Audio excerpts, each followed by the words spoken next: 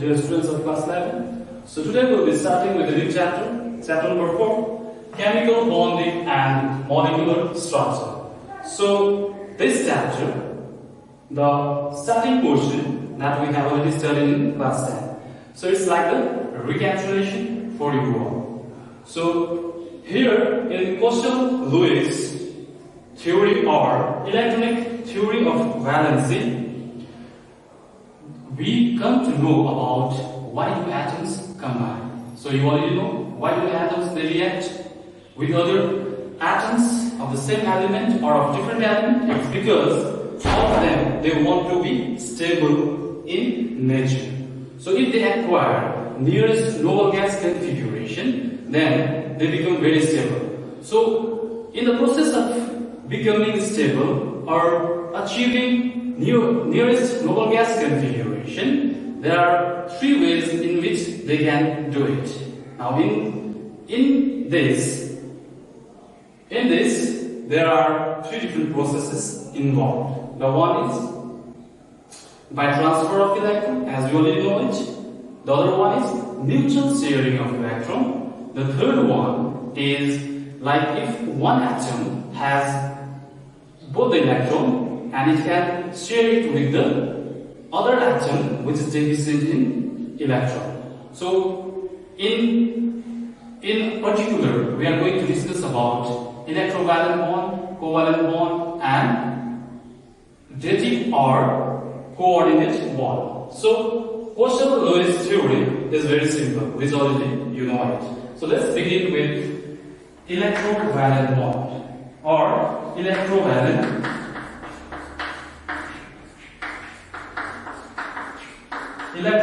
or it is also known as ionic.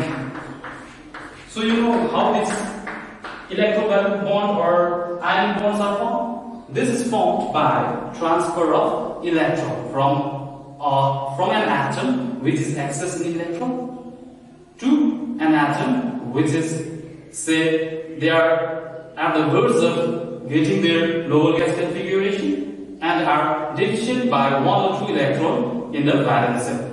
So here in this electrovalent or ionic compound, what happens? Transfer of electron takes place. Transfer of electron takes place and the bond that results is because of this transfer of electron. Now here you have group 1 metals, alkali metals. They have 1 excess electron in the valence cell. Yes or no? Like for example, let's take sodium. Its atomic number is 11, electronic configuration 2H1, and say chlorine. You have chlorine whose atomic number is 70. It has 2H and 7 electrons, electronic configuration. So if this 1 electron from sodium is transferred to chlorine, then what happens? Here, after the transfer of electron, this 1 valence electron, what happens? The remaining electronic configuration is what? 2H. Now H, you know, H in the valence cell, if it has 8 electrons, then that is the noble gas configuration. And here, once this chlorine gains 1 electron, that is 7 plus 1. That means it also becomes what? 2, 8 and 8. That means it has also achieved noble gas configuration. Now in this process, in this process of transfer of electron and receiving of electron, both of these become stable, and hence there exists what? There exists electrostatic force of attraction between this Na plus. Now once it loses 1 electron, then it becomes what? Na plus, and this becomes Cl minus. Now there will be electrostatic force of attraction between this Na plus and Cl minus. Now this force which binds these 2 ions together is known as what? Electrovalent bond, and it is a chemical bond. Now here in your syllabus, as we have discussed in class 10 also, Lewis dot diagram is there in your syllabus. So this Lewis dot diagram. Let's take one or two examples so that if you have forgotten also whatever you have learned in class 10, then that will help you out to know what are electron dot or Lewis dot structure. Now we are discussing about Lewis or electron dot structure. Now in your syllabus, you can refer to your syllabus. You have many compounds like NaCl, magnesium oxide, calcium oxide, magnesium chloride, and what else? Magnesium chloride, lithium oxide,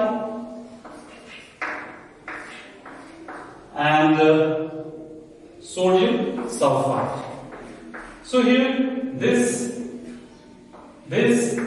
and so these three we will only discuss in class 10. So let me take one of the example from here. Let's take lithium. So how this lithium oxide is formed? Now that can be done with the help of what? Electron dot diagram. So lithium, you know, its electronic configuration. Its atomic number is 3, so it has 2 and 1 electron. Its electronic configuration is 2, 1. Similarly, oxygen, you know, it's 8, so 2, 6. It has 2 and 6 electrons in the valence. Now in Lewis dot structure or electron dot structure, what you have to know? You have to consider only the valence shell electron. Okay? So you are going to consider only the valence shell electron. Now let me draw the electron dot structure for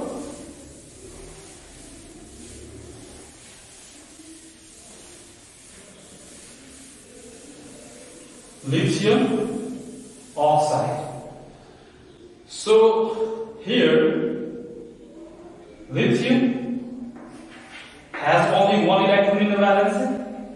1 electron. Oxygen has how many electrons? 6 electrons. 1, 2, 3, 4, 5, 6.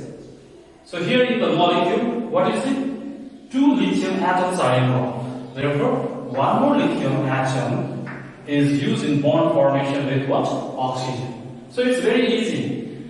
Here, if this lithium donates its electron to oxygen, then it becomes 7 for oxygen. And if this electron of this lithium is also donated to oxygen, then it becomes 8.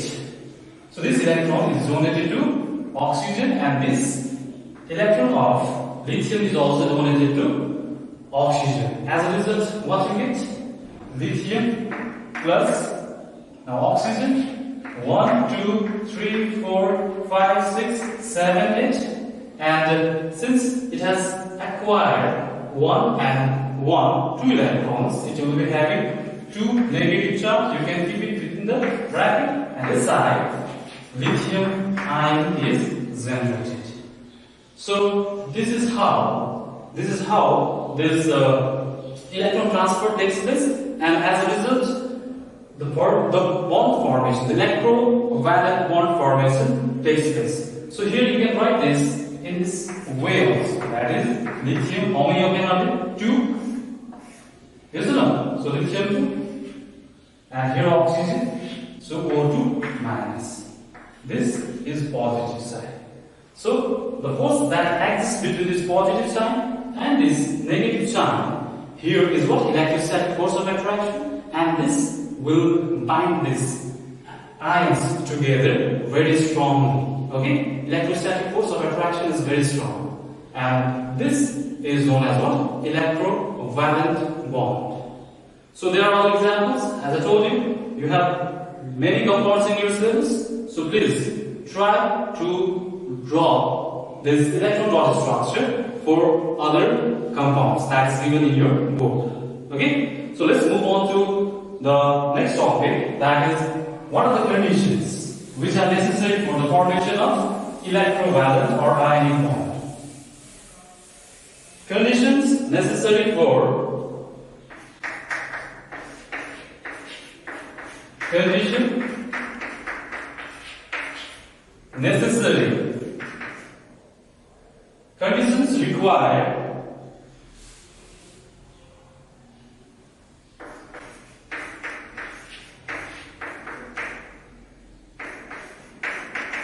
for the formation of electrovalent or ionic bond. So here, what you have to remember is, now, from this example, you know that one has to be willing to donate the electron, the other one should be willing to accept the electron. So here, if you say in common words, then you can say that you should have a very large differences in their properties.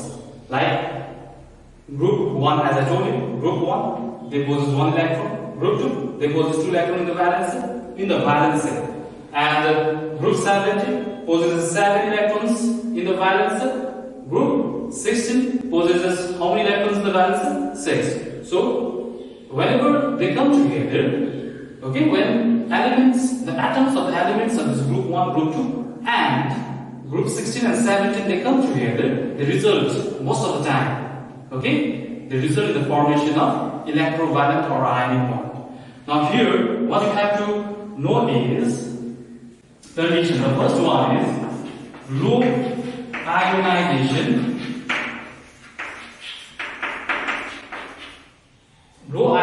energy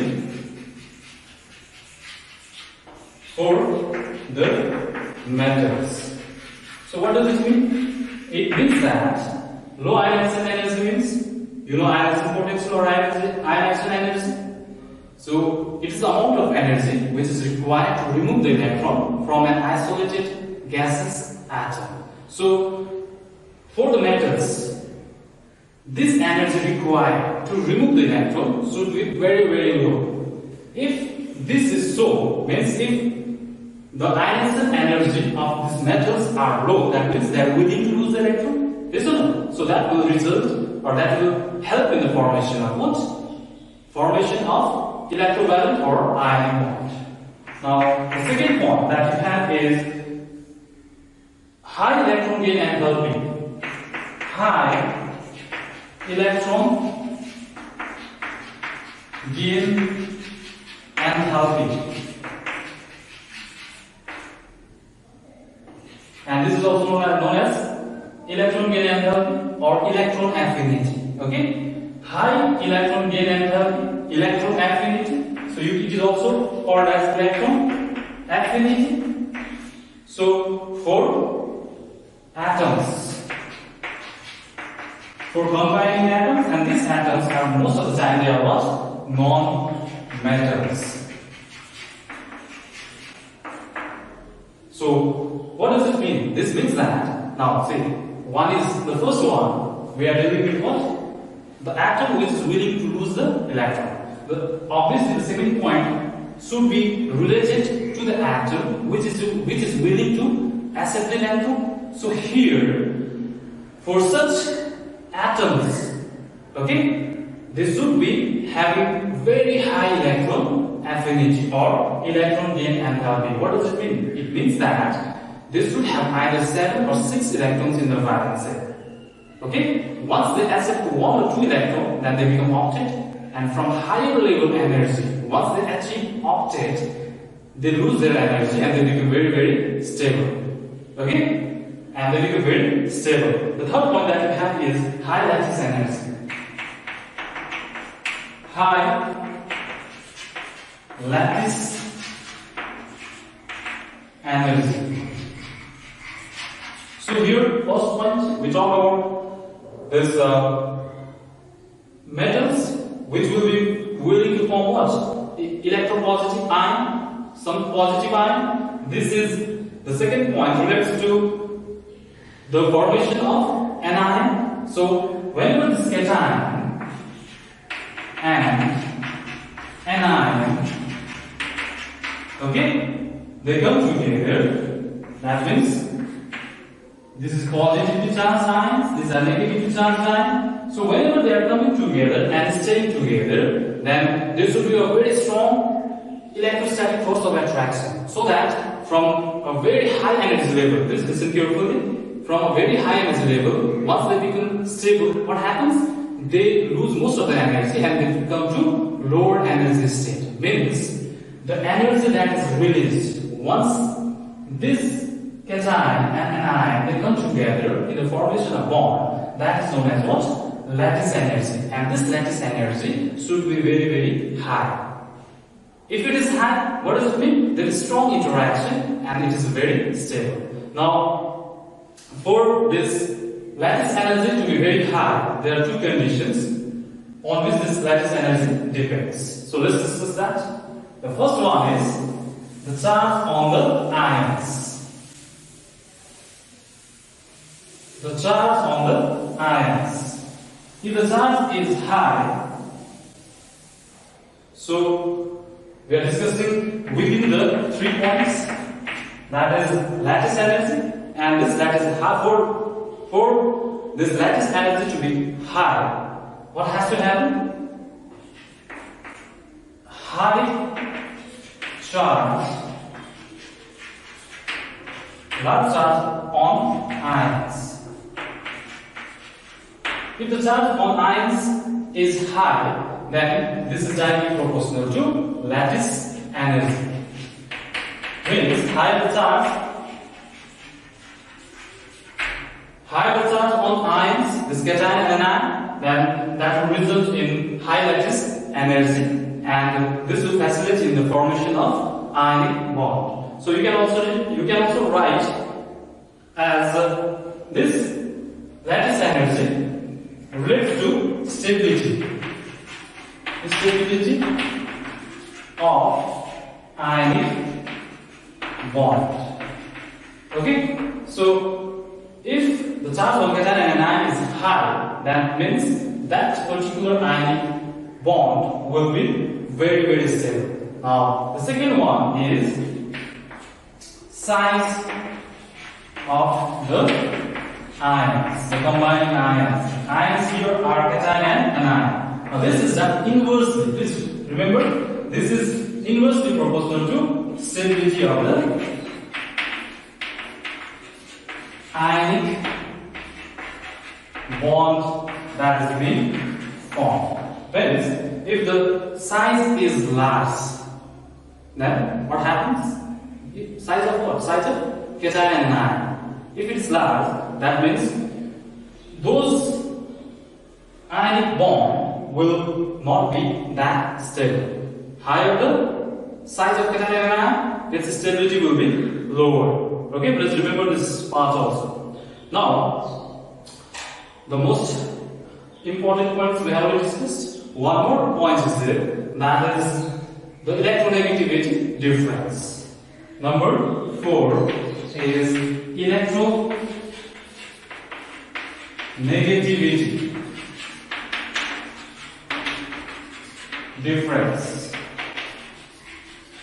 As I already told you, ionic bonds are formed between metals and non-metals. So there has to be a very high difference in electronegativity. Higher difference in electronegativity between the combining atoms in the formation of this ionic bond, then those ionic bonds will be very, very strong. So these were some of the conditions, and most importantly, these are very vital conditions for the formation of ionic or electrovalent bond. Now, here, so since we have discussed about this from this discussion, what we know? We know that first this for the formation of ionic or electrovalent bond, first they have to be converted into cation, anion, and finally they need to combine for the formation of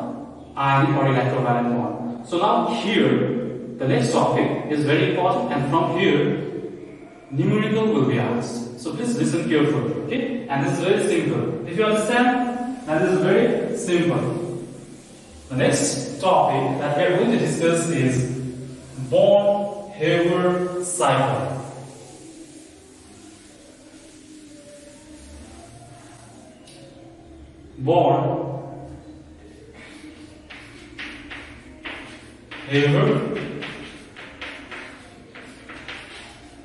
cycle. Okay, Born-Haber cycle, and this is used for the calculation of lattice energy. Not only the lattice energy, there are other parameters which you can calculate. So here, let's take an example. Suppose, say Na sodium is combining with chlorine to form, say, NaCl. So for the formation of 1 mole of NaCl, 1 atom of sodium, that is 1 mole of sodium, and half mole of chlorine is required for the formation of NaCl. Now, this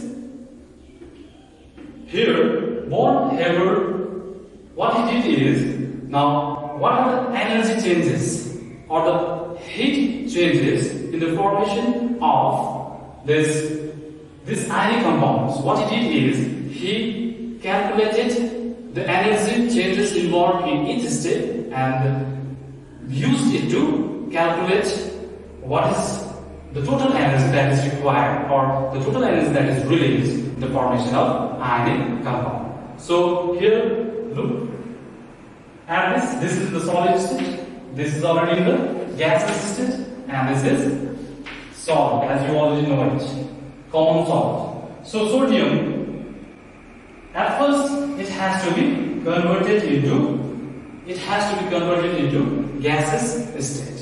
Okay, that means sodium has to be converted into gaseous sodium, and here the process involved is what? Sublimation. So sublimation.